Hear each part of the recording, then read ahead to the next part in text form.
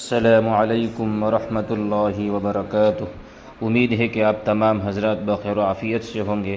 آپ تمام حضرات کی خدمت میں ایک بار پھر سے ایک بہت ہی بہترین ویڈیو لے کر حاضر ہوا ہوں، جو آیت الکرسی کی فضیلت کے بارے میں ہے۔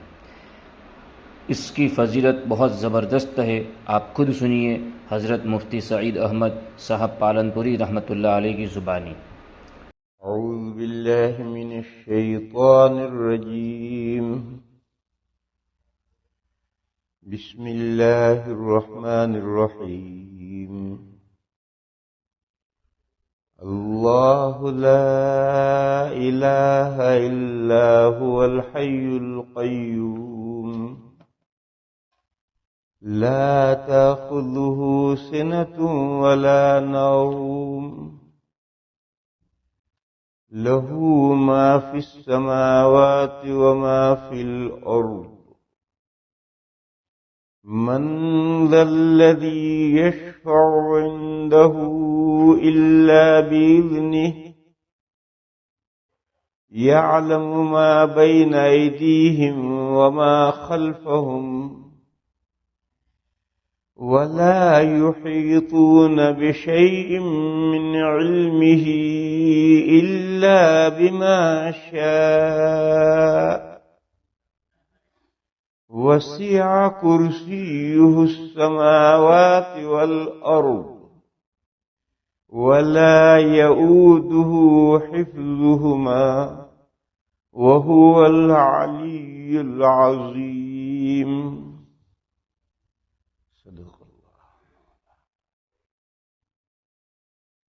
بزرگوں اور بھائیوں، یہ آیت الکرسی ہے جس کے حدیثوں میں بڑے فضائل آئے ہیں۔ ایک بڑی فضیلت اس کی ہے شیطان سے حفاظت۔ نبی پاک صلی اللہ تعالی علیہ وسلم کے زمانے میں 2-3 واقعے پیش آئے ہیں، اور وہ بخاری شریف میں۔ حضرت ابو ہریرہ رضی اللہ تعالی عنہ کو حضور نے صدقۃ الفطر کا جو آٹا تھا اس کی نگرانی سونپی تھی۔ عید کا دن آتا ہے تو عید کا دن شروع ہونے سے کئی دن پہلے سے لوگ صدقۃ الفطر لا کر کے حکومت کو دیتے ہیں، اور حکومت کی طرف سے تقسیم بھی ہوتا رہتا ہے۔ اس گھر میں وہ رکھا جاتا تھا، اس کی نگرانی حضرت ابو ہریرہ رضی اللہ تعالی عنہ کو سونپی گئی تھی۔ وہ سو گئے، آدھی رات ان کی آنکھ کھلی تو ایسا محسوس ہوا کہ جیسے کوئی آٹا اور کھجوریں کپڑے میں باندھ رہا ہے، لے کر ڈال رہا ہے، باندھ رہا ہے۔ وہ ایک دم اٹھے اور اسے پکڑا، کون ہے بدتمیز چور؟ تو اس نے کہا کہ میں غریب آدمی ہوں، میرے بچے بھوکے مر رہے تھے، گھر میں فاقہ تھا، یہ تھا وہ تھا۔ خوب رونا رویا اس نے، اور اس نے معافی مانگی کہ مجھے چھوڑ دو، میں آئندہ نہیں آؤں گا۔ تو حضرت ابو ہریرہ کو رحم آ گیا۔ یہ بے صفی کی کہانی نہیں ہے، یہ بخاری شریف میں روایت ہے۔ حضرت ابو ہریرہ نے چھوڑ دیا۔ فجر کے بعد حضور نے حضرت ابو ہریرہ سے پوچھا، ما فعل طارقک، رات میں جو تمہارے پاس آدمی آئے تھے اس کا کیا معاملہ رہا؟ تو حضرت ابو ہریرہ نے کہا، یا رسول اللہ، اس نے بہت منت سماجت کی کہ میں غریب ہوں، گھر میں فاقہ ہے، بچے بھوکے مر رہے ہیں، اس لیے مجبوراً چوری کرنے آیا تھا، تو مجھے رحم آیا، میں نے چھوڑ دی۔ اس مسئلے کو بھی سمجھو، شریعت میں چوری کی سزا ہاتھ کاٹنا ہے، لیکن 5 پیسے چوری کیے ہاتھ کٹ جائے گا ایسا نہیں۔ مال کی ایک مقدار ہے، وہ چوری کرے، پھر ایسی جگہ سے چوری کرے جو محفوظ جگہ ہو۔ ایک آدمی آیا، اس نے کوٹ وہاں لٹکایا، اس کے جیب میں ہاتھ ڈال کر کوئی ڈالر لے گیا، اس میں ہاتھ نہیں کاٹا جائے گا، کیوں وہ کوٹ محفوظ جگہ پر نہیں ہے۔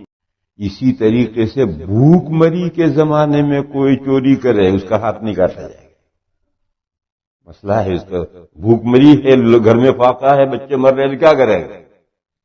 تو اس نے یہی عذر کیا کہ میں چوری کرنے تو آیا ہوں لیکن گھر کی صورتحال یہ بچے بھوکے مر رہے ہیں، تو حضرت ابو ہریرہ نے چھوڑ دیا۔ تو حضور نے فرمایا کہ اگلی رات پھر آئے گا۔ اس نے وعدہ کیا نا اب نہیں آؤں گا میں، حضور نے فرمایا اگلی رات پھر آئے گا۔ حضرت ابو ہریرہ کہتے ہیں مجھے یقین ہو گیا کہ جب حضور نے فرمایا اگلی رات آئے گا تو میں چوکن نہ سویا کہ آئے گا ابھی آئے گا ابھی آئے گا، میری آنکھ لگ گئی۔ میری آنکھ لگنے کے بعد آ گیا، اور پھر ان کی آنکھ کھلی جیسے کوئی باندھ رہا ہے آٹا، تو انہوں نے اٹھ کر پھر پکڑا اسے۔ تو اس نے پھر رونا رویا اور بڑی وعدے کیے، منت سماجت کی کہ مجھے چھوڑ دو، میں غریب آدمی ہوں، گھر میں ایسا ہے ویسا ہے، آئندہ میں بالکل نہیں آؤں گا۔ تو پھر حضرت ابو ہریرہ نے پھر چھوڑ دیا۔ فجر کے بعد حضور نے پھر پوچھا ما فعل طارقک، رات میں جو تمہارے گھر میں آیا تو اس کا کیا معاملہ رہا؟ تو حضرت ابو ہریرہ نے کہا یا رسول اللہ اس نے بہت معافی مانگی، منت سماجت کی، میں نے چھوڑ دیا، اور اسے پکا وعدہ کیا کہ نہیں آئے گا۔ حضور نے فرمایا سیعود، پھر آئے گا۔ تیسری رات کو پھر آیا، پھر پکڑا۔ تیسری رات سے تو کہا اب تو چھوڑنے کا نہیں، میں تجھے پکڑ کر حضور کے پاس لے جاؤں گا، تیرا ہاتھ کٹواؤں گا، روز تیرے بچے بھوکے ہی مرتے، گزشتہ رات لے گیا تھا پھر آج بھی بھوکے مر رہے، وہ جو گزشتہ باندھا تھا تو لے جانے دیا، لے جائے۔ اس نے کہا مجھے چھوڑ دو، میں تمہیں ایک ایسی تدبیر بتاؤں کہ تم وہ کر لو تو میں نہیں آ سکوں گا۔ اب پتہ چلا کہ یہ انسان نہیں ہے، جن ہے، میں نہیں آ سکوں گا مطلب۔ اس نے کہا تم آیت الکرسی پڑھ کے سو جاؤ، میں نہیں آ سکوں گا وہاں۔ خیر انہوں نے چھوڑ دیا۔ صبح حضور نے پھر پوچھا ما فعل طارقک، تو انہوں نے پورا داستان سنائی کہ اس نے پکا وعدہ کیا اور یہ ترکیب بتائی اس نے۔ حضور نے فرمایا صدق الکذوب، بڑے جھوٹے نے بات صحیح کہی۔ حضور نے فرمایا وہ بڑا جھوٹا ہے شیطان، مگر جو بات کہہ کر گیا ہے وہ بات صحیح، جھوٹا بھی سچ بولتا ہے کبھی۔ اب حضور کے ارشاد سے سورۃ آیت الکرسی کی یہ فضیلت ثابت ہو گئی کہ اس نے جو بات کہی وہ صحیح کہی، یہ حضور نے فرمایا۔ اب آیت الکرسی کی یہ فضیلت شیطان کی زبانی نہیں ہوئی، حضور کے ارشاد سے یہ فضیلت ثابت ہوئی۔ آیت الکرسی ویسے پڑھ لو تو بھی بات حاصل ہوگی۔ دوسرا طریقہ اس سے آگے یہ ہے کہ آیت الکرسی پڑھ کر کے اپنے دونوں ہاتھوں میں دم کرو، اور جب بھی دم کرو یہ لفظ آئے تو اس کا مطلب یہ ہوتا ہے کہ اس طرح سے پھونکو کہ ہوا کے ساتھ ہلکے ہلکے تھوک کے ذرے بھی جائیں، دم اسی کا نام ہے۔ اور اگر تھوک کے ہلکے ہلکے ذرے نہ جائیں تو وہ پھونکنا ہے اور اس سے فائدہ نہیں ہوگا۔ جب بھی عملیات میں دم کرنا لفظ آئے گا تو دم میں ایسا پھونکنا ہے کہ اس میں ہلکے ہلکے تھوک کے ذرے جائیں، اور ایک مرتبہ نہیں 3 مرتبہ ساتھ پھونکنا، دم کرنے کے لیے 3 مرتبہ ساتھ پھونکنا ضروری۔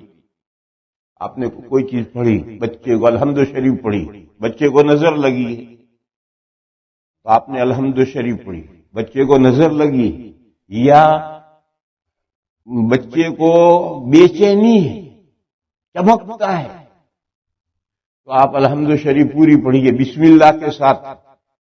اور اعوذ تو جب بھی قرآن پڑھیں گے اعوذ تو پڑھنا ہی، لیکن بسم اللہ الرحمن الرحیم الحمدللہ والضالین آمین اتنا پڑھ کر کے دم کیجیے۔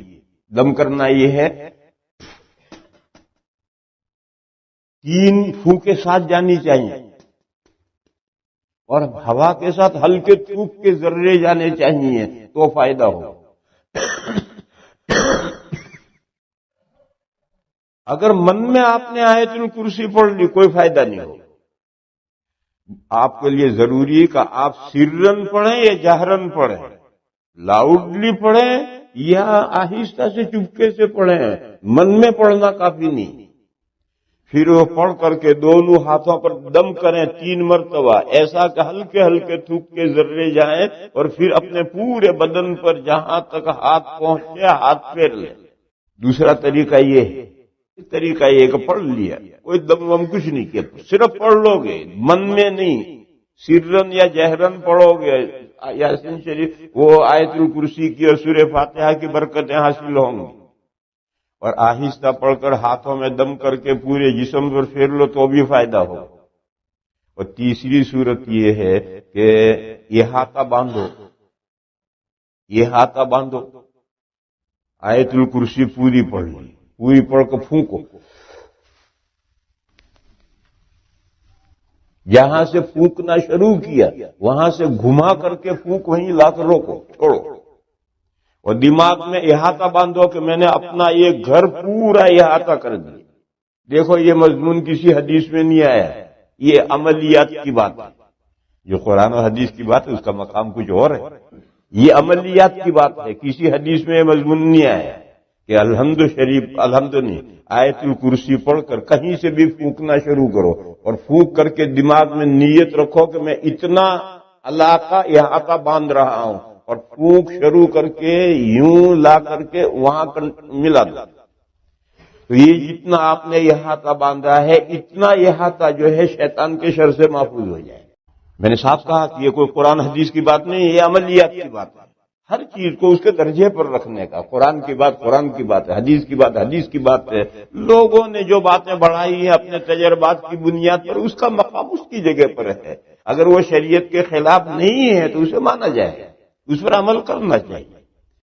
اللہ تعالی ہم سب کو آیت الکرسی کو پڑھنے کی توفیق عطا فرماوے، آمین۔ ایسے ہی مزید ویڈیو دیکھنے کے لیے آپ ہماری چینل نورانی باتیں کو سبسکرائب کریں تاکہ ویڈیو اپلوڈ ہوتے ہی سب سے پہلے نوٹیفیکیشن آپ کو مل جاوے، اور اس ویڈیو کو اپنے دوستوں میں شیئر کرنا نہ بھولیں۔